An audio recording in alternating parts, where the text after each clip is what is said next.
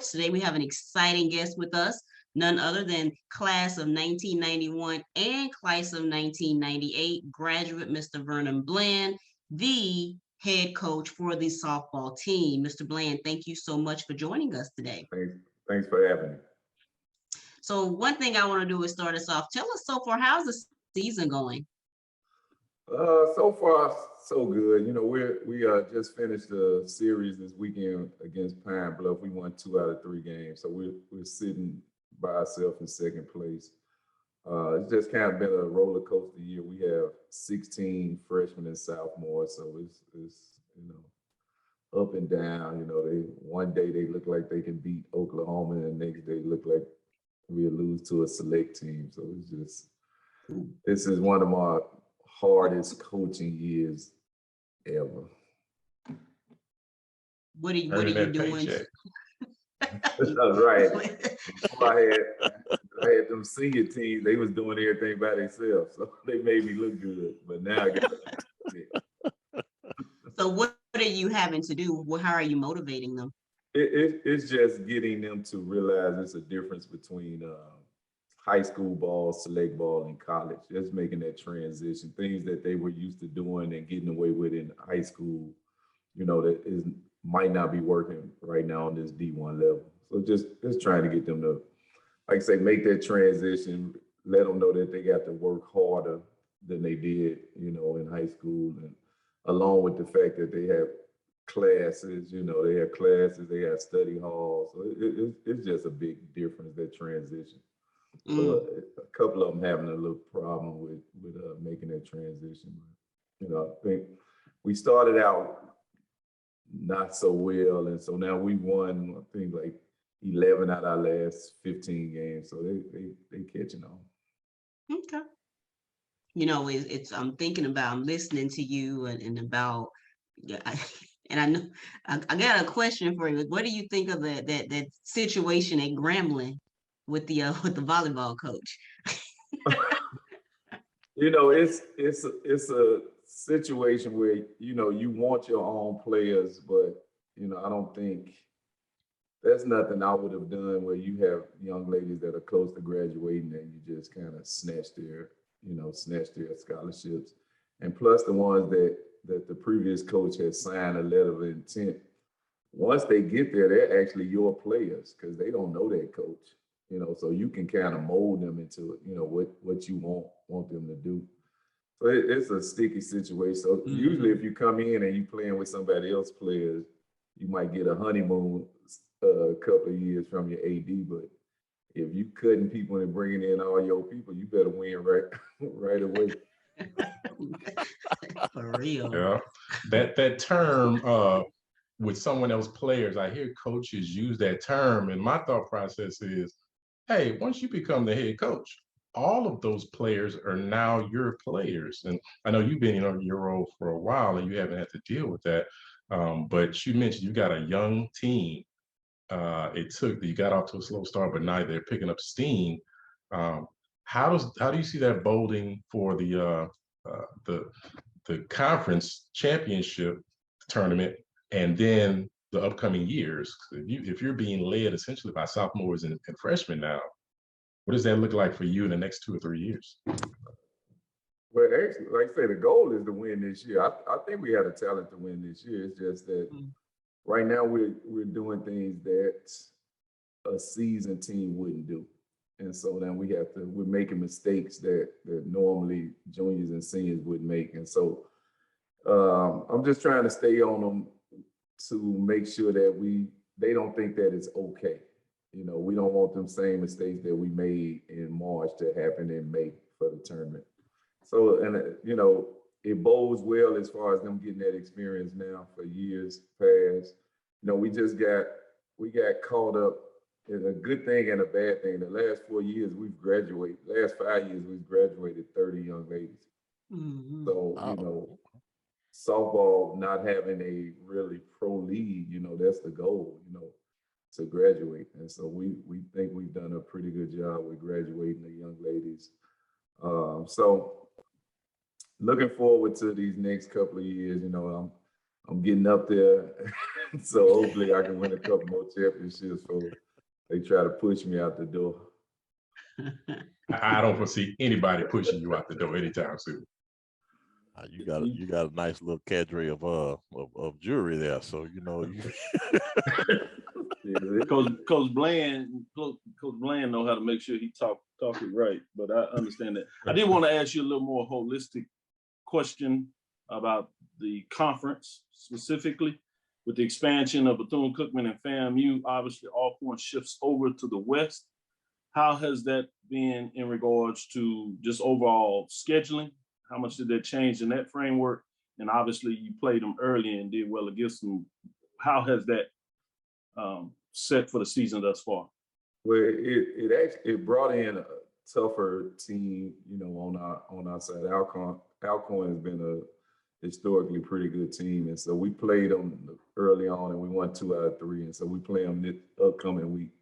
So they're behind us, so we need to, you know, win this series to, you know, stay in second place. I think TSU might be too far ahead for us to catch them, and but you know, like I said, I just think that the scheduling, we did some different things this year. This year we played, like we will play Grambling 6 times, we'll play Pine Bluff 6 times, and Alcorn 6 times. And so that was something different. You know, I told my girls, we had beaten Pine Bluff 15 times in a row. So it was, you know, the odds were that they was going to finally, you know, win a game. You know, I always tell them a blind squirrel will find a nut sometimes. And so it just happened to happen yesterday. So, but unfortunately, the way the schedule is set up, we don't play FAM or Bethune. So we would only see them in the tournament.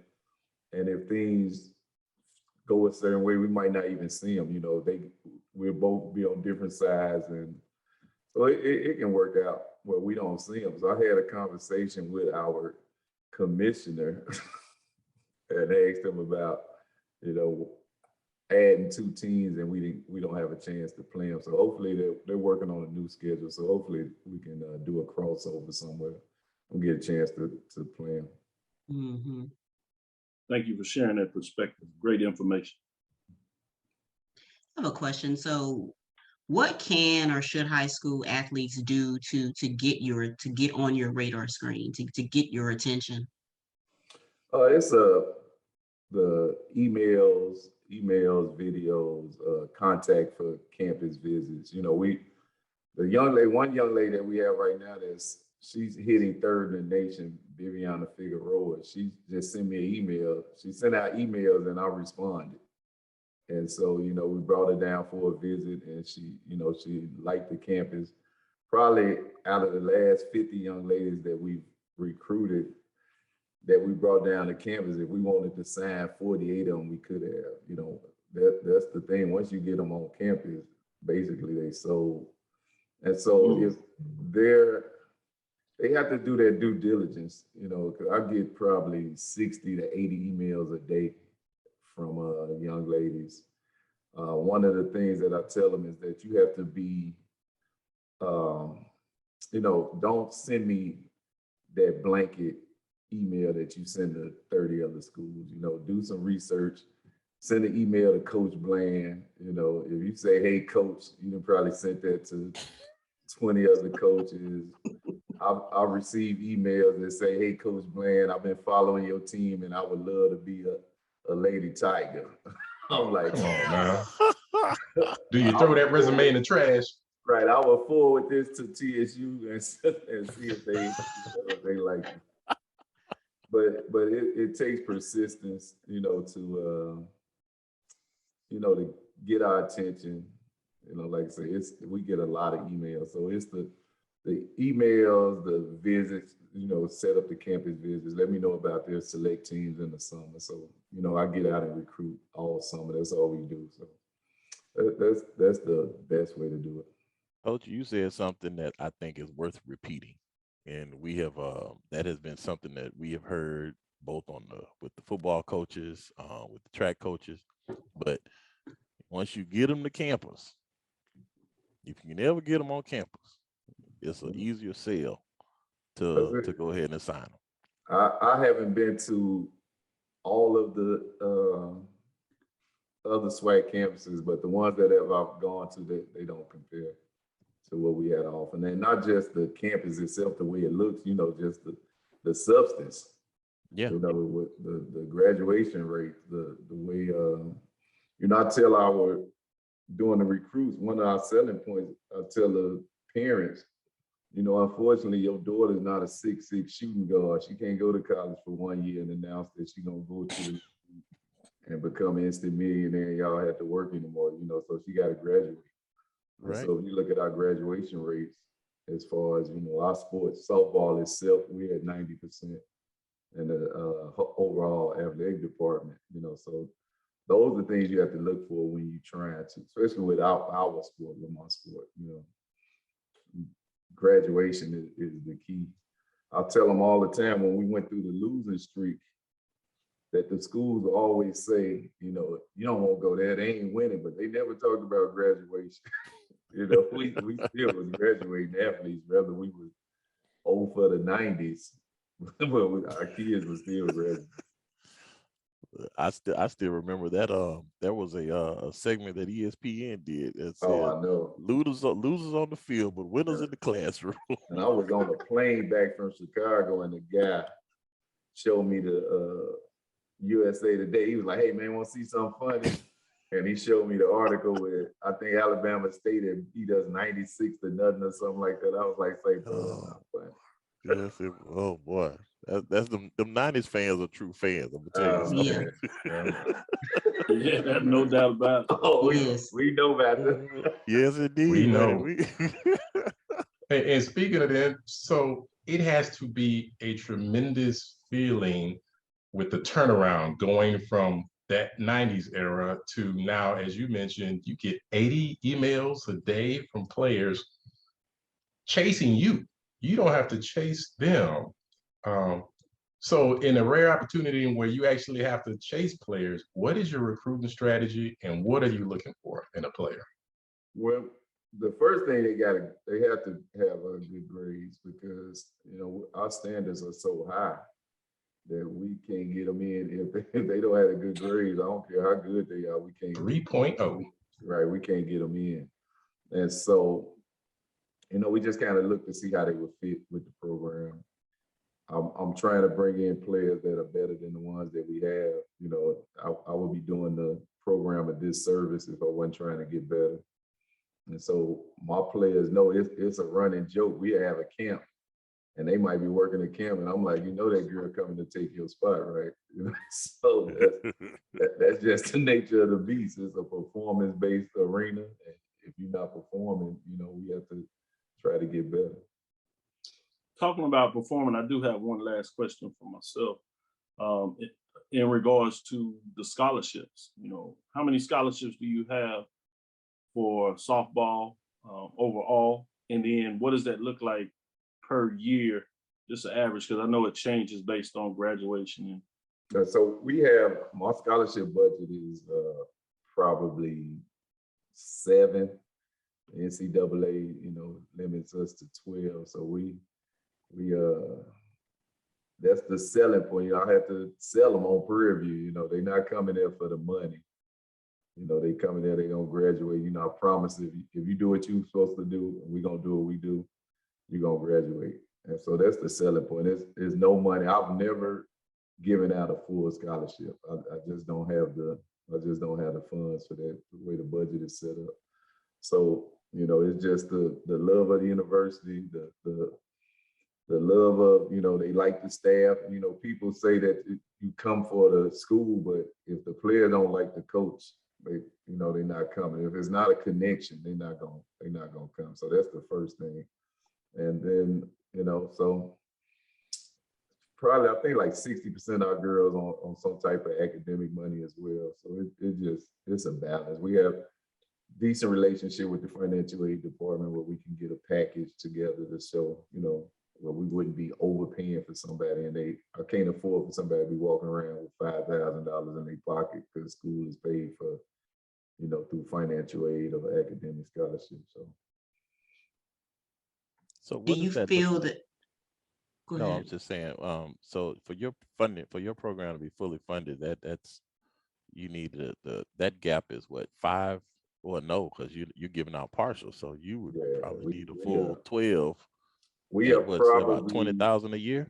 yeah, so the cost of attendance at Prairie View is like 25,000, and so we are way way below our what fully funded would do, and that's one thing that the coaches would like to get out and let that the alums know. A lot of only programs that are fully funded are football and basketball. Yeah, Everybody else, we are you know scratching things and together, clawing. trying to make it work. So Wow. to Roland's point, what does fully funded? What would that look like? What is that amount? Fully funded for us would be almost 300,000 just Yeah. in scholarships. And so now that the conference, going back to Kenyatta about the scheduling, is they have went to one game a day for softball. So next year we'll play one game Friday, one game Saturday, one game Sunday. So that adds, we usually play one Friday, 2 Saturday, and leave Saturday. So now that adds a extra night of bus, food, and hotels to our budget. And the fact that the only school that we're close to is TSU. And so we still had to leave on Thursday, and the girls would get back late Sunday. So it's something that we're actually I'm trying to fight. I'm trying to get TSU's coach to kind of fight with me, because it's not a fair thing for us as far as the girls. And then, like I said, with the budget that just added this new schedule we had this year, adding those 3 extra trips, added $13,000 to our budget just on buses alone. Gracious. Mm-hmm. So, unfortunately, 13,000, 25,000 to football don't seem like, that's not a lot, but 25,000 to us, that's a major hit as far as not having it in your budget or not counting on that being in your budget.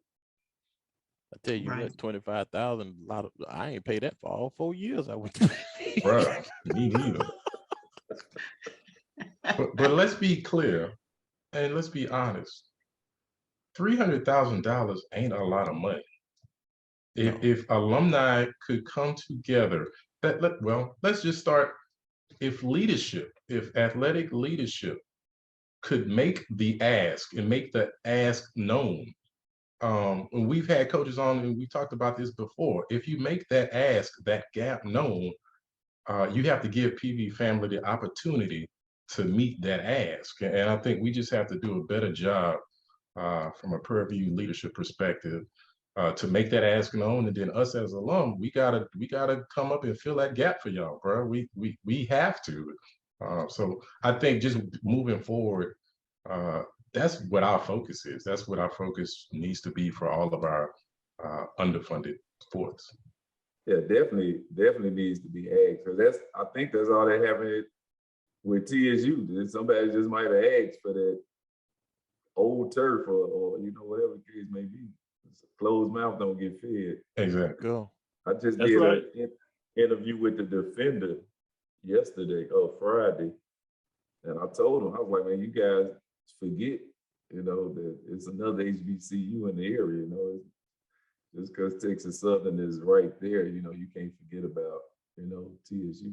But also we have to make ourselves known. Like, so you got to open out, you got to ask, and it starts with the leadership. If the leadership don't ask the alums think everything is okay.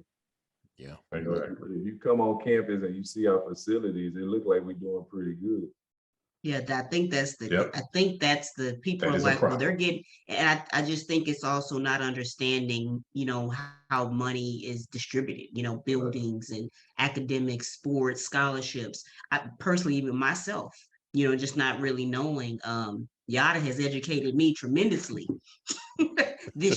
So but no, good. Thank you for being here. Thank you for letting us know. And again, I think listeners, what is it that we need to do, right? So you heard it here, write those checks. And I wanted to tell our listeners also, I was looking at the schedule. So our show is going to air while you all are playing on Tuesday, but just letting you all know, the softball team will be playing Stephen F. Austin, 3 p.m. Tuesday, April 19th.